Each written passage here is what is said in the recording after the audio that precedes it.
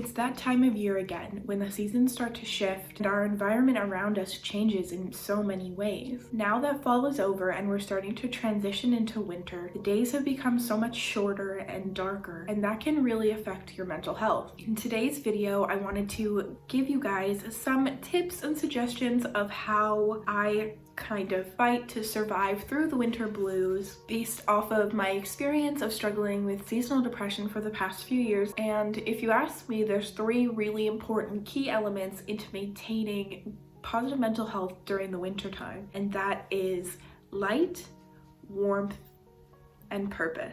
I'll go into detail of all 3 of those topics in just a moment. I just want to say a welcome or welcome back to everyone. If you are new here, hello, my name is Vicky. So I wanted to sit down and get cozy in front of the couch today because I really wanted to talk to you guys about this kind of topic that's a little more serious. Without further ado, let's just go ahead and get into the video. Don't forget though, before we do, give the video a big thumbs up. Press that subscribe down below. So this might not apply to everyone, but hopefully these suggestions will help you guys out. So I wanted to talk about 3 really important factors and things that you need to have in your life to survive the winter blues. This year, 2020, is crazier than most. Everything that's going on in the world with the pandemic, with COVID-19, and all of that stress added on top of the normal stress of this time of year is definitely adding pressure to the situation. Even though I'm at home right now during the pandemic, doesn't necessarily mean that these tips won't apply to you if you are somebody who is working right now, because these are all things that can be applied to your life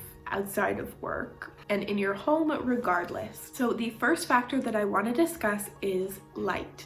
One of the biggest factors that impacts my mental health during this time of year is the fact that we have so much less natural light coming in. Where I live in southern Ontario, the sunrise is around, I want to say like 7 a.m. and the sunset is around probably 6-ish. That's only 11 hours of daylight every single day. When it comes to light, it's so important as human beings that we are getting natural daylight in our lives. I'm blessed enough to have an apartment that has lots and lots of natural light. My windows are also east and west facing, which means that I am able to watch the sunrise and the sunset every day if I wanted to. So if you are not in a circumstance like that where you have natural daylight coming into your apartment, if you don't have windows in your room or they're very small, something that I want to suggest is getting a daylight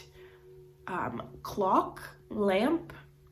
There's different kinds, so there is lamps where you can set an alarm on them and they will wake you up with gradual natural daylight so that it kind of mimics waking up to the sunrise. I'm a little bit more of a heavy sleeper, so I wouldn't be able to wake up just to the natural sunrise. I'm sure that there's alarm settings as well, but besides just that alarm clock, there is daylight lamps as well, and there are some really cute aesthetic ones. Just incorporating that daylight into your day, your body still is able to get into that natural kind of rhythm and that awake and sleep pattern when we recognize what is day versus what is night. Obviously, like I said, there is not a lot of daylight nowadays. When it is dark, think of all of the different ways in which you can incorporate cozy light, whether that's, lamps or candles. The second factor I want to talk about is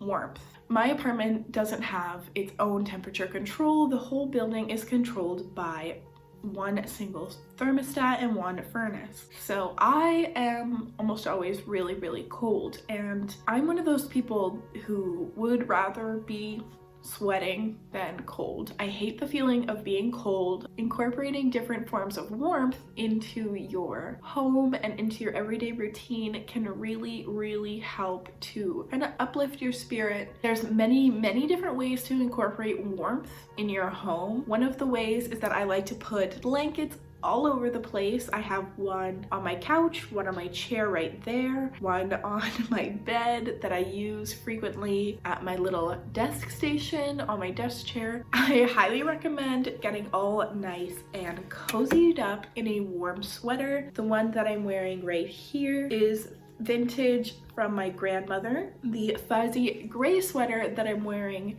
in this clip is from Walmart, and it is so warm and so cozy. So blankets and warm clothing are of course not the only ways that you can stay warm. One of the ways that I love to stay warm is internally. One of the things that I do to keep warm is drink a lot of hot beverages in the winter time. Things like tea, coffee. In my coffee, I really like to use vanilla creamer. In my tea, I typically use honey. My favorite kinds of tea are chai and Earl Grey. Drinking warm drinks and eating warm foods like soup, pasta, things that are hot really will help warm you from the inside out. Another thing that I do very frequently all year round, but especially in the winter, is have a lot of warm baths. If you haven't seen my recent Charmed Aroma haul video, I got a bunch of bath bombs for my birthday in the middle of October, so I've been kind of working through those. I love to use a bath bomb and have a nice hot bath whenever I'm feeling cold or a little bit low, just to have that warmth and relaxation every once in a while. And as you guys can see, I also lit a candle and turned off the light to have my bath. That just made it a much more relaxing, cozy environment. And like I said when I was discussing lighting, candles are a great way to have nice, cozy, warm lighting whenever it is dark outside. So definitely,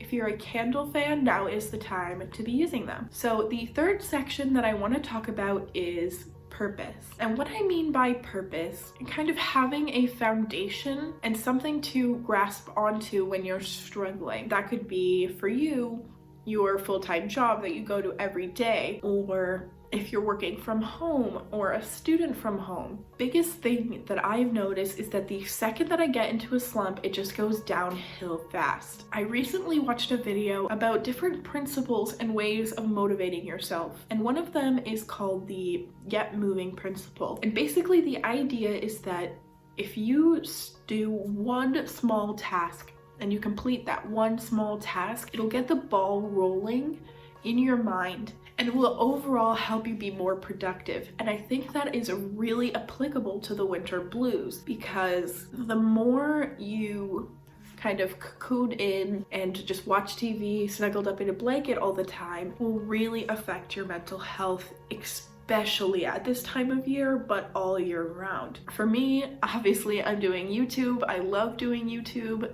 for my enjoyment. I love creating content. Honestly, so amazing. It has been such a journey these past 4 months, and I'm so grateful that I have this opportunity. And I also am doing online school, and I am able to focus on those, put my energy into those, and really enjoy doing it. That is the key in this purpose section, is that whatever your purpose is that keeps you going, keeps you getting up every single day, it needs to be something that you love. If you have a full-time job and you have to go to your full-time job and you do not love your job, think about it in the way of, you know, I love working because I love being able to provide for me, provide for my family, buy the things that I want, save for the things that I want. That is what you love about working, being able to provide an income. That's just an alternate way of thinking about it that I would love you guys to keep in mind if you are one of those people. Besides work and school, there's other ways of incorporating purpose into your life. And one of the things that I have been doing recently